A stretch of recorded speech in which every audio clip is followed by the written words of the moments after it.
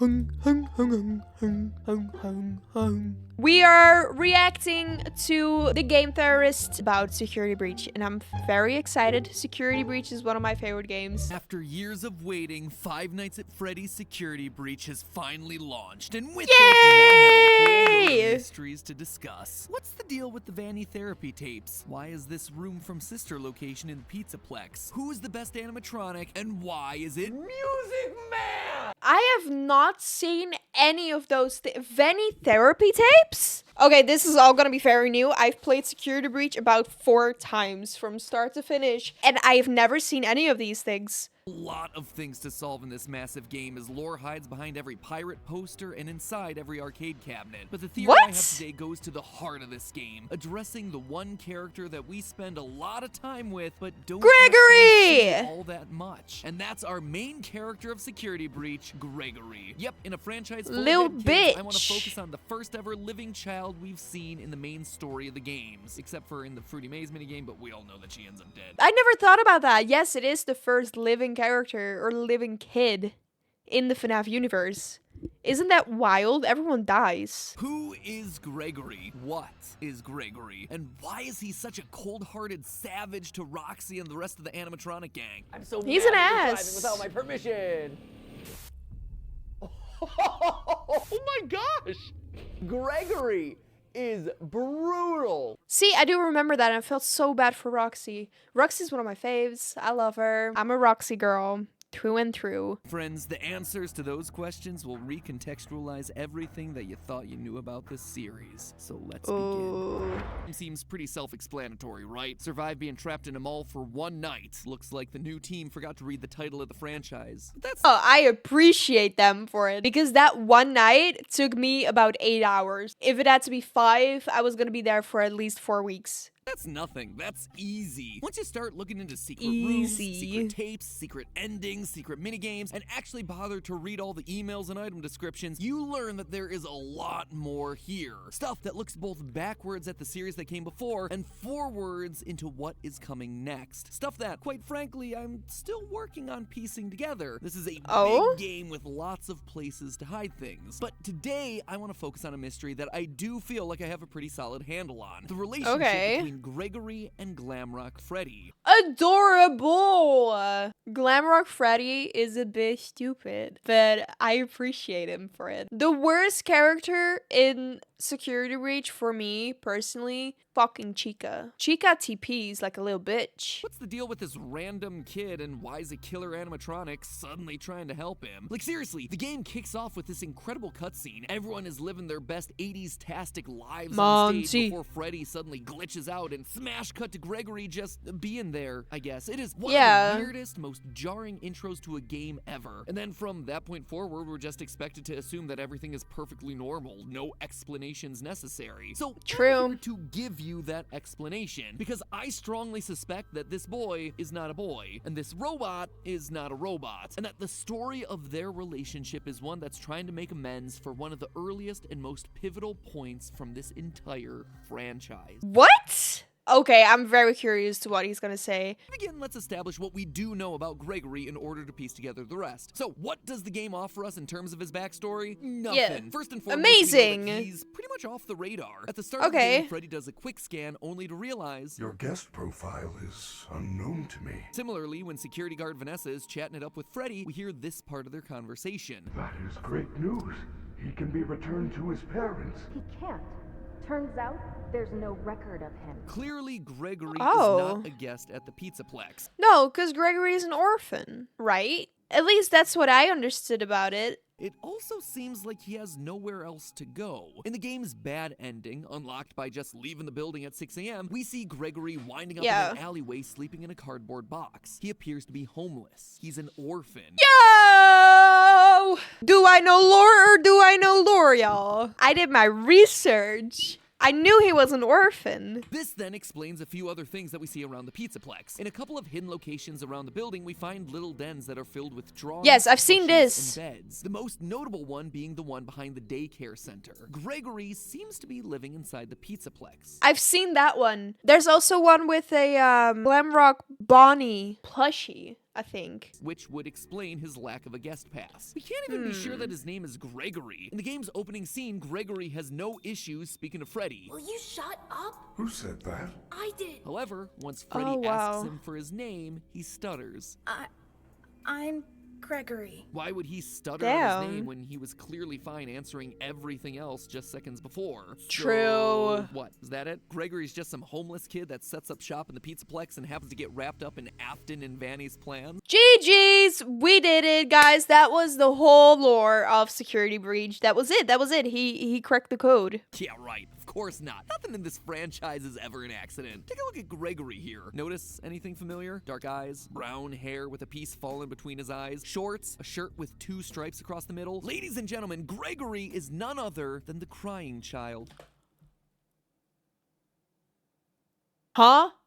No, you broke my boot. Like, what? First of all, his eyes are black. Second of all, he's not crying. Third of all, what the fuck? Don't believe me? Early on, we get this weird moment when Freddy suddenly stops what he's doing and says this. I feel you are broken. We all know that the language in this franchise is never chosen by accident. Everything is meticulously crafted, so is it a coincidence then that the word broken is only used one other time in the FNAF series to describe a child? That iconic FNAF door clip with crying child and golden Fredbear, you're broken, we're still your friends. I will put you back together. The fact that both crying child and Gregory look alike and are considered to be broken screams of a connection existing between these two. Him being the crying child would also explain why he has nowhere else to go. His dad is an undead zombie living inside a yellow bunny suit, and his mom is MIA. There's also lines like this. Your parents want you to follow me. Your family is looking for you. Let me take you to your parents. She's so creepy! I don't like her. On one hand, this just sounds like Chica spouting out some generic security protocol. On the other hand, if indeed Gregory is the crying child, Chica's lines here take on a whole new meaning because she is quite literally bringing him to his family. His father living in the basement, William Afton. I totally forgot that you fight that fucker. But why is he attacking me then? If I'm his son, that doesn't make sense either. Obviously, there's one big problem with this. One that I'm sure all of you are screaming at your monitors or typing aggressively down in the comments. Crying child is dead. He died in FNAF 4 when his older brother Michael picked him up to be chomped. And not only did he die, his soul then went on to be one of the 2 spirits possessing Golden Freddy, the other being the vengeful spirit Cassidy, before he was finally put to rest by the puppet in the happiest day ending of FNAF 3. This kid is well and truly gone. He is removed from the franchise. He is one of the few cards that are officially off the lore table. So why then do I dare invoke his name here? Because Gregory is a robot, a rebuilt version of the crying child.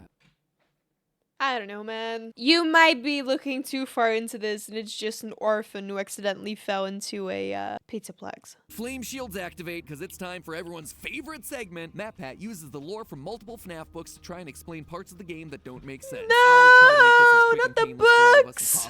In the books, children having tragic premature deaths and then being rebuilt as robots by their grieving fathers is something that happens a lot. Like, if I had a nickel for every time this plot line showed up, I'd have like 3 nickels, which is a lot, but it's weird that it happened 3 times. In the original novel trilogy, the whole big twist of that was that Charlie, daughter of Henry Emily, died as a kid, and that her father put her back together by building robotic versions of her, each one representing a different stage of her growing up development. Fucked up. Ew! Then again, in Fazbear Frights, we have the character of Eleanor, who is strongly implied to have been built as a replacement daughter, as well as Dr. Telbert, who developed Remnant as a way to preserve his sick and dying daughter. And all of this is without me even going into the numerous stories where children get swapped out for robots and or Fazgoo. Fazgoo? You know what it looked like? The Teletubby juice or the Teletubby like yogurt. That's what it looked like. Which, once it has your DNA, basically creates a clone of you. If that's the future of the franchise, we're going down some weird paths, my friends. Could have come up with a better name for it, I won't lie.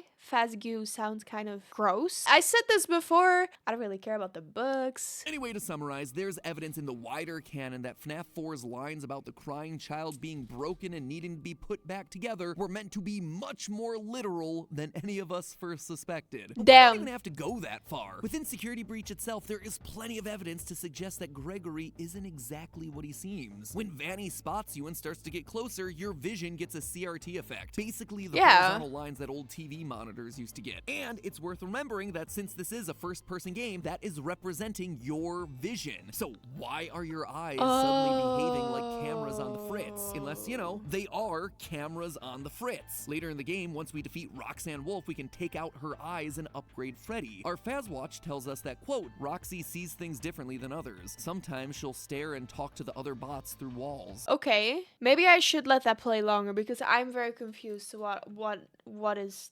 proof. She's able to see things that others can't, which allows us to see collectibles like secret CDs. In a way, she has a sort of X-ray vision, which is why when you first install him into Freddy, his comment really stands out. How are your new eyes? I am having a hard time adjusting. You look different to me. It's almost like he was seeing Gregory as a normal child, but now that he has these new eyes, he's able to see through Gregory's skin and reveal something that he wasn't expecting, like, say, an animatronic endoskeleton. Also, Gregory can be inside Freddy when he's inside the charging stations, which on its own feels weird. Like, I kinda expected you to hop out and leave him to charge, but nope, we pilot him inside of it and then sit there as he charges. Or could it be that those charging stations are as much for us as they are for him? Damn, what the fuck? I don't wanna start believing this shit. He has some points though. Remember that secret den behind the daycare where we assumed Gregory's living? There's a strange amount of decommissioned and what appear to be salvaged security robots. Maybe for a kid who needs a robotic upgrade. The fact that there's no record of Gregory would also make sense. If he's an animatronic, there wouldn't be records of him because he's not technically a human. It would also explain why Gregory has no parents. But maybe the biggest point of evidence comes from the very beginning of the game, where during the opening cutscene we see Freddy glitch out. This sets him on a course of being good for the rest of the game. But what causes that glitch to happen in the first place? Well, by going frame by frame, we can see that there's a security threat on the loose, and it looks to be a small child. What? Yeah. It's Gregory. It has to be. Gregory is the threat here, a robot that poses a threat to Freddy's programming. But why? How? What would make sense about that? Well, to understand that connection, it's time to put a pin in Gregory. Not the pin in the forehead between the eyes. And turn our attention over to Freddy. If you unlock the game's final secret ending, you end up going below the Pizzaplex, only to discover a former Freddy Fazbear location, Freddy Fazbear's Pizza Place. If that name doesn't mean anything to you, it shouldn't really. Most of the restaurants in the series go unnamed. But while the name might not mean anything, the layout should be a familiar one. One large rectangular stage with lights on the trim and big speakers on either side, and a smaller semicircle stage right next to it. It's from FNAF 6 Pizzeria Simulator. Notice the stools that are placed right in front, the checkered floor. We even have purple striped tablecloths and blue, green, and red plates exactly like we saw in Pizzeria Simulator. As a refresher, this is the location that Henry lured all of the roaming animatronics to in order to burn them to the ground one final time. Although for one of you, the darkest pit of hell. We knew this. So don't keep the devil waiting, friend. And this is it, here. Seems like Henry's plan didn't quite work as expected. Okay, so this is after Henry tried to burn the place down to kill William Afton and to release all the kids, to like set them free, including his own daughter, Charlotte. We still see pretty much everyone that he tried to torch away, and they're all alive and well and thriving underground. Springtrap is there, Molten Freddy is there as this big black blob, and if you look inside that blob, you can even see Baby, and heck, even the puppet. Kinda lessens the impact of that Savage Henry speech from FNAF 6, but whatever. Wow, that is so fucking cool. Genuinely, holy shit, I just love this game, and I didn't know this was all behind it. Anyway, the reason I bring this up, outside of it giving me a chance to remind everyone that I totally called something like this happening at the end of the last theory from a year ago, is that one character is notably absent here, Michael Afton, who we're reasonably sure was the guard working at the FNAF 6 location and the one who helped to burn it down. And to you, my brave volunteer, who somehow found this job listing not intended for you. Although there was a way out planned for you, I have a feeling that's not what you want. I have a feeling that you are right where you want to be. After being Aw. scooped, turning purple, and trying to undo his family's sins location by location, he went down with the ship and burned alongside his father and sister. Yeah. Which means that presumably he should be here somewhere. And yet Somewhere. he's not. Unless, of course, he's taken on a new form. Say perhaps Glamrock Freddy. What? That is crazy. Yo. We know for a fact that Freddy's been down here based on some of the lines that he drops during the finale. I know what this is. I have been here before. She brought me here. I had no choice. Now I have a choice. I have changed. My friends are here. They are so angry, confused, but I can protect you. So he's in a place where he can get possessed. We also hear that Freddy isn't acting like his normal self, saying, I am not me. Oh and my in God. yet another ending, the fire ending, Freddy is more than prepared to set the place ablaze, much like Michael Afton did to Fazbear Frights at the end of FNAF 3. I guess old habits die hard. And nothing says that clearer than the replica of Mike's room from Sister Location that's hiding inside the Pizzaplex. Never For seen those this. of you who don't know, hidden inside the mall is the exact replica of Mike's living room from Sister Location, down to the TV, lamp, and basket of exotic butters. Exotic butters.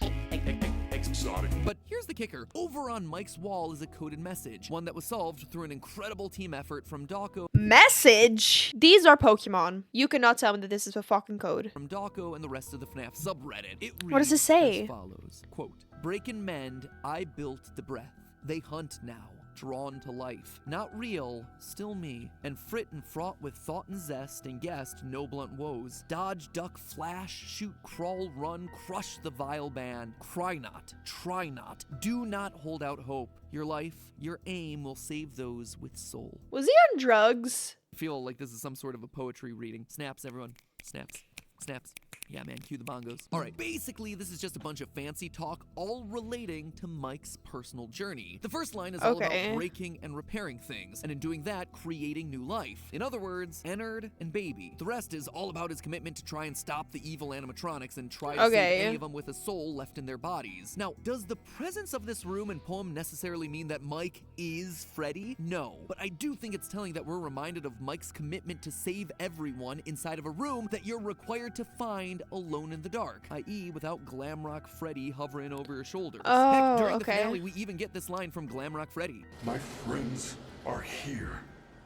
They are so angry, Oh. confused. He's talking about Molten Freddy, the spirits trapped inside of the blob. It's very Oh. possible that those were indeed his friends captured and killed back in the day. Maybe Damn. William himself struck back against the kids that had bullied his youngest son, and now some of their spirits are trapped below the surface as part of the blob in this abandoned restaurant. I feel like I don't pay attention when I play these games. I just love the game, you know what I mean? Or maybe that's why Gregory is so brutal to all of these animatronics at the end of each boss battle. They killed him back in 1983, and now it's his turn to show the bullies no mercy by launching a go-kart at their face and ripping out their eyeballs. And meanwhile, Freddy is sad because they are quite literally his friends from when they were alive. But to me, Damn. honestly, the biggest connection points between Mike and Glamrock Freddy are thematic. They're narrative. Mike has been moving to location after location to try and undo his father's horrible work. This would just be a continuation of that story, as both Aftons return post-fire. And more importantly, it also completes the arc of the crying child and his older brother. Since accidentally killing his brother in FNAF 4, Michael's been trying to make amends. This would be quite literally their grand reunion. An older brother finally able to protect and defend his younger sibling in a way that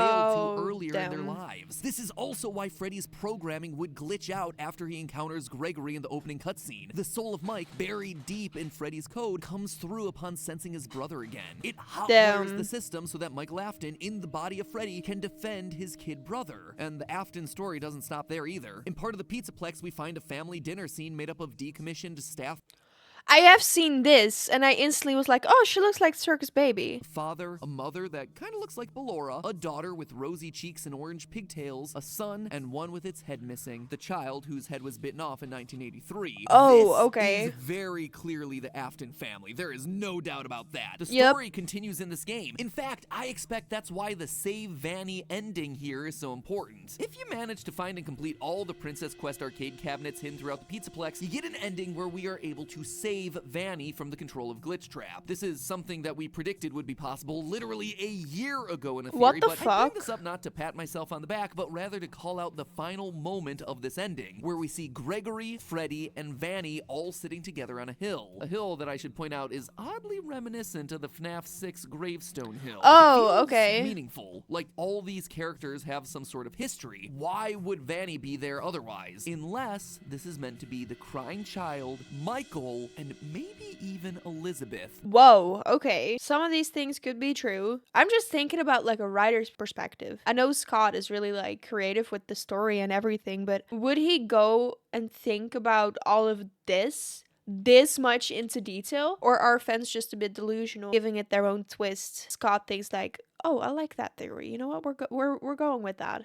Yeah, sure. William's daughter that done got scooped by Baby back in sister location. It's a Yup. scene that, to me, feels Traffic. like the narrative finally giving them a sense of closure after they quite literally die as a result of their dad's evil deeds. Last time I briefly made mention of Vanessa's blonde hair and green eyes, which is the same as Elizabeth. And here, in this ending, we actually see 2 scenes of her wearing the signature Afton purple. Even the ice cream cone, as opposed to something like Gregory's novelty pop, is a potential callback to her I death, love ice where Baby cream. delivered an ice cream cone to her before Oh, she did true. the scoop. And when you look at the connections between these 2 characters, it's more than just a couple of visual similarities. The biggest secret in Security Breach right now is a series of 16 retro CDs, invisible collectibles that only Freddy can see, hidden in every obscure corner of the game's map. Then, to play these things, you actually need to have also found the secret sister location room that we talked about last time. Now, these CDs are, they're problematic. They open up a whole separate can of worms. They're recordings of therapy sessions following 2 separate individuals, Patient 46 and Patient 71. The exact identity of Patient 46 is a theory for next time that will absolutely launch us into yet another flame war. But Okay, but early 71 Patient is 71's Vanessa. tapes, we learned that it's actually Vanessa speaking. Hello, Vanessa. How are you feeling today? These are recordings from therapy sessions that Vanessa had while she was at the job for the FNAF AR game's special delivery. She mentioned speaking to a man named Lewis on several occasions, and we discover that she's also buying fake fur, both of which are things that we see in emails from FNAF AR. By the last of Vanessa's recordings, she's leaving that job for a new job somewhere else, most likely the job of security guard here in Security Breach. I'm needed somewhere else now. But let's dive into the good stuff, shall we? In Vanessa's second tape, we learn about a custody battle that happened between her parents. Her dad won using manipulative tactics, forcing his daughter to falsely testify. Your dad made you follow instructions, didn't he? I'm talking about the custody battle between your mum and your dad. Your dad didn't play fair, did he? Vanessa's dad is William Afton, right? So did he separate from her mom? He used to make your mum look bad in court. After losing custody of her daughter, Vanessa's mother, well, here's what the tape does. I know your mum. After she lost the custody case. It glitches, implying that her mother ended her own life, which Oh, would explain shit. why Mrs. Afton is missing from all the games, and why she may have wound up being rebuilt as the motherly Ballora in sister location. A robot that, wouldn't you know it, sings about her inescapable depression now that the walls of her house are empty. All I see is an empty room, no more joy, an empty tomb. Yikes! I do not like that sound at all. Oh, you like those? Apparently, the janitor on this floor has a garden and has been putting bouquets in the offices here for years. Vanessa likes flowers. A small detail, but you know me, small details can often be the biggest evidence. Who else do we know in the series that has an affinity for flowers? Well, think back to FNAF 4. Elizabeth? Remember this random empty bedroom with a huge portrait of a flower on the wall? It's Elizabeth's room before she got scooped. Then you have Vanessa lines like this. Lots of people know more than I do. Sometimes I need to listen. Now, this might be a stretch, but I believe it's referring to when Elizabeth got scooped by Baby. Her dad had repeatedly and explicitly warned her not to go near Baby, but she didn't listen. And in doing so, she ended up getting herself trapped inside the animatronic. Don't tell Daddy that I'm here. I wanted to watch your show too. I don't know why he won't let me come see you. You're wonderful. I had a lot of people yelling at me because I kind of made fun about the fact that she was British. Apparently, the whole Afton family was British, and I just don't understand, I still don't understand why they portrayed them as American in the movies and in the games. And it's like, I always come back with the most American accent ever. I don't understand that, but apparently, originally, the Afton family is British. Also says in her tapes that she doesn't like dark basements. I have a craft space in my basement. Maybe I could come up with something you could learn to do. I don't like dark basements. It's another line that seems to be pointing us in the direction of Baby, who was trapped underground for years in Circus Baby's entertainment and rentals, looking for a way back to the surface. I've been out before, but they always put me back. They always put us back inside. There's nowhere for us to hide here. There is nowhere to go. I find her voice so sad though. It always sounds like it's about to break. It's like a really shy person that is just going through so much. Obviously has to keep it together for the sake of the family. And to put one final nail in this coffin, right back in the second CD, we actually learned the name of Vanessa's father. I feel like I know your dad too. Bill. Right? Bill is short for William. That's what? I'm sorry, but in what world is Bill short for William? That's just the game trolling us with a coincidence, right? Wrong. You see, going back to FNAF AR, we learned that Vanessa's last name begins with an A. From there, Afton. we can connect the dots. Bill A, William Afton. But didn't Baby burn at the end of FNAF 6? Burn. Yeah, she did. But you see how effective that was. How are you not dead? I mean, to be fair, the thought that burning him is going to work is stupid, because people have tried to burn him to death no less than 3 times in this franchise. Spoiler alert, it doesn't work. It stays in the metal, like the remnant. Here's the kicker. At the end of the game, we meet the Blob, a weird tentacle monster made up of all the original members of the series. So FNAF cool. 1's Chica and Bonnie, FNAF 2's Mangle, Sister Location's Funtime Freddy, a random endoskeleton crawling out of the bottom, the puppet mask without tears, I might point out, and Baby's face. Now, don't get me started on this being Baby's original face and not Scrap Baby's updated look where she came back to FNAF 6 in. I have words about that. Anyway, look at them all here on screen. You notice anything strange? Most of the animatronics' eyes are lit up. Funtime Freddy, Chica, Mangle, even this random endoskeleton at the bottom. But now take a look back at Baby's mask. The eyes are blacked out. Because there's no one behind the eyes, there's no one home because it's Vanessa. I feel so smart. Although the Blob has absorbed Baby's body during the burning down of Freddy Fazbear's Pizza Place, her spirit, the spirit of Elizabeth Afton, is no longer present. It is unaccounted for. It is on the loose, and as such, potentially at large within the game. Is she, in some way, Vanessa? And if so, I think so. how?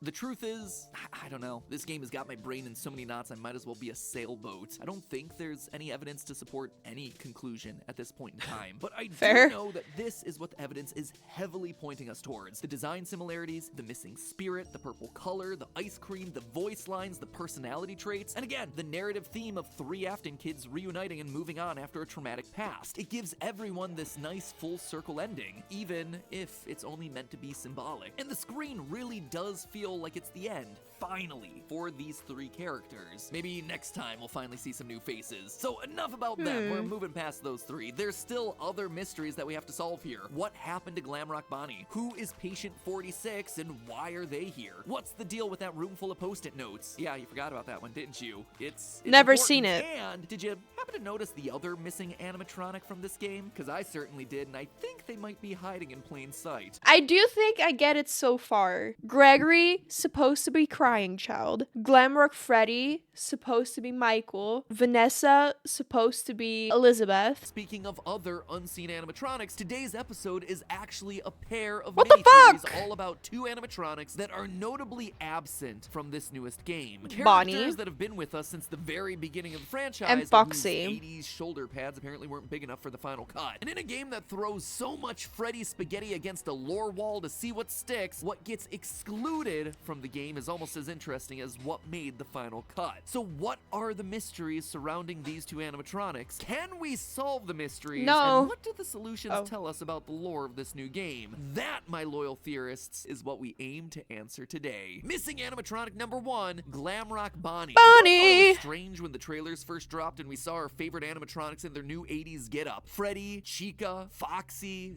kind of, and no, that's an alligator. Yep, Montgomery Gator Love was in, Monty. And Bonnie the Bunny was out. At first, I thought this was just gonna be a repeat of Sister Location. Introduce some new characters, reintroduce some old ones with new looks, and, you know, just leave a couple out. But then, right outside of the daycare of Security Breach, we hear this. There is no rabbit at the Mega Pizzaplex. Not anymore. Oh, he was talking about Bonnie. And that right there, my friends, is theory bait. Stick it on a fish hook and drop it in the water to reel me in. Clearly, this was more than just an arbitrary swapping of characters. There's a story here, a mystery to solve. Glamrock Bonnie did exist at some point here in the Pizzaplex and now doesn't. He is in the game though. He's on the floor somewhere. I've seen him. And the game continues to remind us of this mystery as we explore them all. While trying to decommission Chica, you have to venture into Bonnie Bowl. And while we're up there, Freddy says this. I do not come up here anymore. I miss him. Oh, bless his heart. We even get a collectible message from Roxy Raceway that talks about him. Quote, management report. The bowling alley needs a re-theme. While most of the Bonnie art was removed, kids keep asking, where's Bonnie? Do we have an officially approved response? So, yeah, where is Bonnie? The kids want to know, and heck, I want to know what happened to everyone's favorite rabbit. We want Bonnie back. We don't care about I care about Monty. I like Monty. We don't care about Monty. We need Bonnie.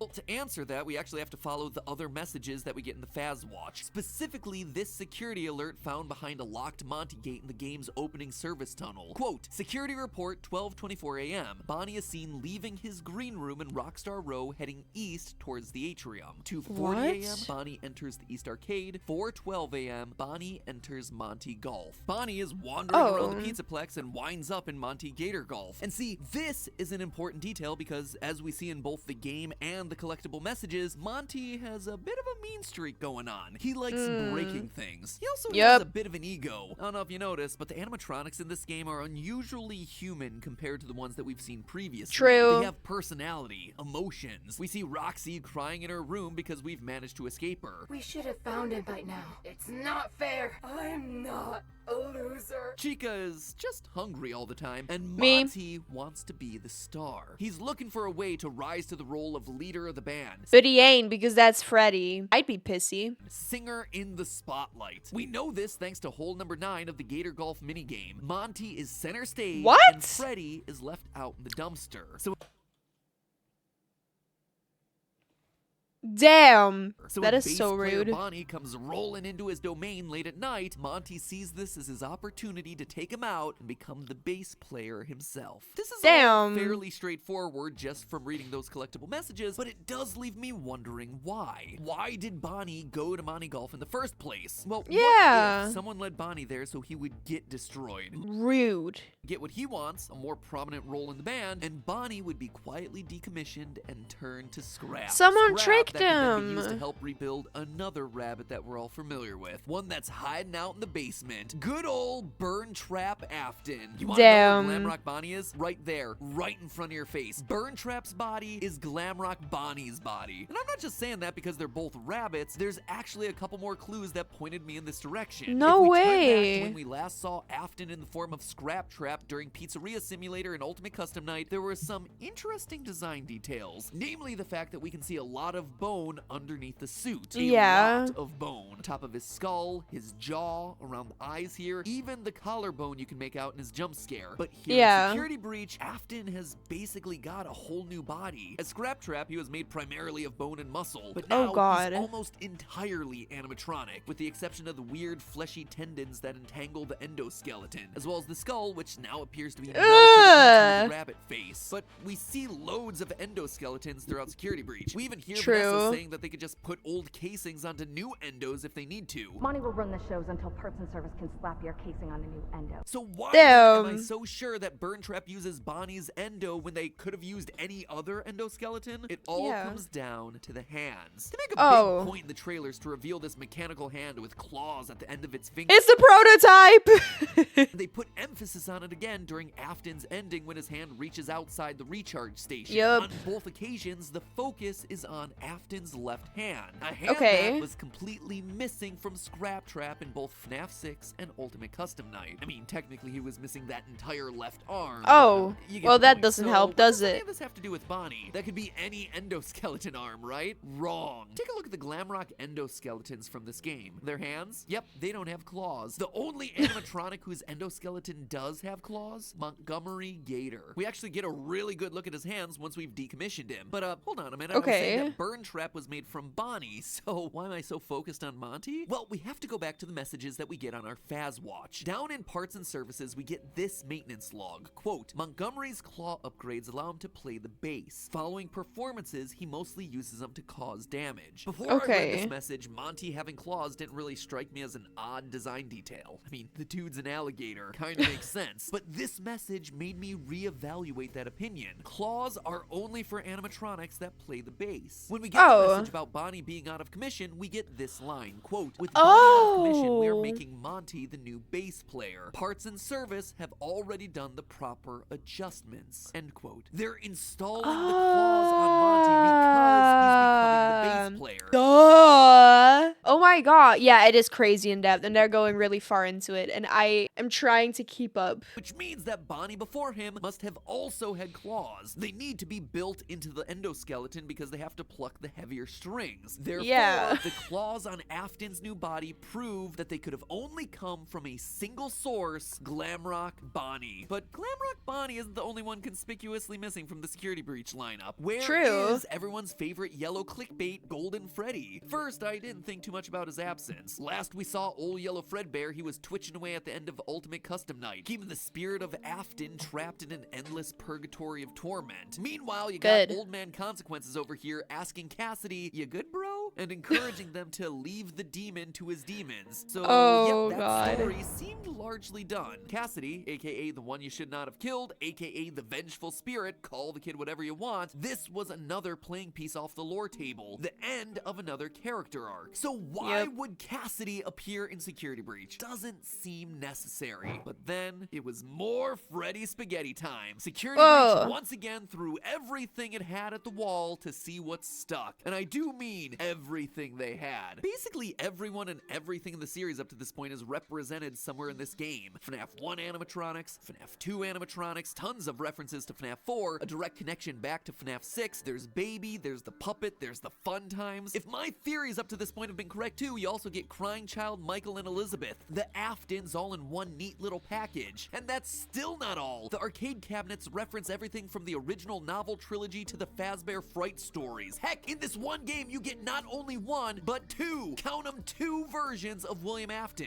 Glitch Trap Glitch Trap? Is that not just Fanny? All the versions of pretty much all the important characters throughout the franchise. So in a title that seemingly references every other important corner of FNAF lore, where's our golden boy Freddy? Well, he's there. He's hiding in plain sight. Right where? Inside the Princess Quest arcade games. The princess is, quite literally, Golden Freddy. Or, to be entirely accurate, it's actually the spirit of Cassidy inside the arcade game. I know, it seems crazy, right? And while I could try to bury the lead here and string this whole thing out, I'm not. There's just too much to talk about. We know that this is Golden Freddy because it's coming straight out of the horse's mouth. I guess it's the sheep's mouth because it's Steel Wool Studios. Anyway, if you dive into the game files, there's a character sprite folder labeled Cassidy. Open it up and what do you find? The princess. Now, I gotta be honest, that alone didn't convince me. Sure, it is a huge deal, and obviously the golden color of the princess is a direct connection back to everyone's favorite yellow bear, but this is also a series that's used the name Jeremy in like, what, at least 4 separate places? Is that right? True. 4? He's a missing children's incident kid, he sliced his face off in FNAF VR with a paper cutter, he's a security guard from the FNAF 2 paychecks, and oh yeah, he's in the latest Fazbear Frights book. So yep, those are the 4 instances that I can just remember off the top of my head. So forgive me if I'm in need of a bit more proof here before I call this one confirmed. So I kept digging. First, it's worth noting that in a previous theory, I suspected that the princess was actually meant to be a stand-in for Vanessa. You see, Security Security Breach isn't the first time that we've actually seen the Princess Quest minigame. It originated as part of the mobile port for FNAF VR when they needed some way of telling Vanessa's story. Instead of finding 16 glitching cassette tapes like you did in the original FNAF VR, the mobile port has you playing Princess Quest 1, lighting 16 braziers to eventually find the lair of Glitch Trap. Interestingly though, digging through that game's files reveals that the princess character wasn't labeled as Cassidy. This is a new thing for Security Breach, which tells me that this was also an important story element for them. A story that, now that we have all 3 Princess Quest games to look at, suddenly takes on a different meaning. When you play Princess Quest 1, you're being hunted down by black glitchy rabbit creatures. These things are clearly working for Glitch Trap, but if that's the case, why would he be sending them to attack you? If the princess is truly meant to be a stand-in for Vanessa finding the tapes, wouldn't he want Vanessa to find them so she comes under his control? Rabbits attacking doesn't make sense. However, if we consider the Golden Princess to instead be Cassidy, back from the dead once more to try and stop William for good, then of course Billy Afton would do everything he can to stop the princess. I also think that each Princess Quest represents a different phase of Cassidy's experience quite nicely. In the first one, Cassidy is helpless. I actually do understand it so far. Isn't that great? That doesn't happen often, guys. I also think that each Princess Quest represents a different phase of Cassidy's experience quite nicely. In the first one, Cassidy is helpless, an innocent, helpless child lured to a back room and killed by a monster that looms in the shadows. But by Princess Quest 3, the princess is fighting back. And not just fighting back, but doing it in the same location that we walked through in FNAF VR. Literally what happened. Central stage, the prize corner back behind us, and a rounded side stage to the left. Now, this is an important detail because as we see at the end of FNAF VR, we're playing in the location of the missing children's incident. Glitch Trap lures us to the back room only to shove our dead body into Freddy's suit while he dances around. This is Freddy Fazbear's Pizzeria, where the initial 5 kids, including Cassidy, first went missing. Cassidy's story comes full circle. Playing through Princess Quest 3 the first time, I also thought it was unusual to have a giant Chica face looming in the background. Oh, what the fuck?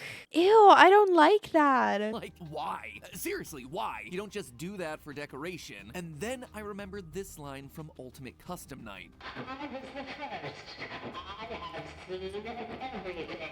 I do remember that. First, I have seen everything. This means so that she's Susie, looking in. The spirit inside of Chica, saw the deaths of everyone else, meaning that she was probably watching as Cassidy was killed. Hence why she, of all the characters, would be the one watching us in this moment. So the file name matches, the color matches, the narrative arc makes sense as we revisit important locations from Cassidy's past, but that's not all. Elsewhere in the files, there's another piece of glitch text, similar to the text that we originally saw when you approach Glitch Trap in Princess Quest 1, but this time it's much shorter. It'd be hard to decipher if we hadn't just decoded Afton's text before, but we did, and using that code, we're able to translate these dots as "it's me," the iconic phrase that we've seen every time Golden Freddy has been present throughout the series. Last but not least, Cassidy being here just makes sense with the story. Whenever there's William, Cassidy is close behind, hence the whole vengeful part of Vengeful Spirit. This is something that we actually see in the Fazbear Frights books, specifically the story of the bugs! 1280. In this story, we get a ruined, burned William Afton dying on a bed, haunted by an angry spirit named Andrew with curly black hair. What the fuck's Andrew? Am I missing something? Who the fuck is Andrew? Wearing an alligator mask. This very clearly is meant to be the book stand-in for Cassidy. In a previous story, Andrew outright says, quote, "I do remember wanting to get back at someone who hurt me. I think I attached myself to him. I got into his soul, made sure he couldn't move on when he should have died. I remember I wanted him to suffer the way he made me suffer." Damn, someone's out for revenge in this bitch. Fucking hell. Is that a cat? Basically, the two are inseparable. Andrew grafted himself onto Afton, and now their souls are mixed. So consider this. Glitch Trap was created when a bunch of circuit boards were scanned into a system to create a video game. They sent us that stuff in the first place with no explanation. It was just junk. Circuit boards and things like that. Somehow, though, there was usable code on some of it. What the fuck is happening? I am so confused now. I was doing so well. If Cassidy was truly attached to Afton, then Cassidy's spirit would also likely be in those circuit boards, thereby creating a digital version of her. Oh, so they merged. The princess. So yeah, I feel pretty darn confident that that is indeed Cassidy in Princess Quest. Everything I could find backs it up from a design, timeline, narrative sense. Also, the file name suggests that the king is actually Old Man Consequences. Sure, I guess. Leave the demon to his demons. Unless, of course, you want to take my sword and go ham on him. Anyway, so what does it all mean? Why is this important at all? Well, it gives us a rationale for why playing some random arcade games somehow manages to free Vanessa from Glitchtrap's control. As a reminder, if you play all 3 Princess Quest games, you get the free Vanny ending, where she turns good and joins you eating symbolic ice cream cones. But really, it's a pretty weird logical leap that playing a few random arcade games somehow gets this young woman free of the virus that's infected her brain. But now, it makes a bit more sense. At the end of Princess Quest 3, we confront a large security door that's covered in purple goo, only to get a blood-curdling scream.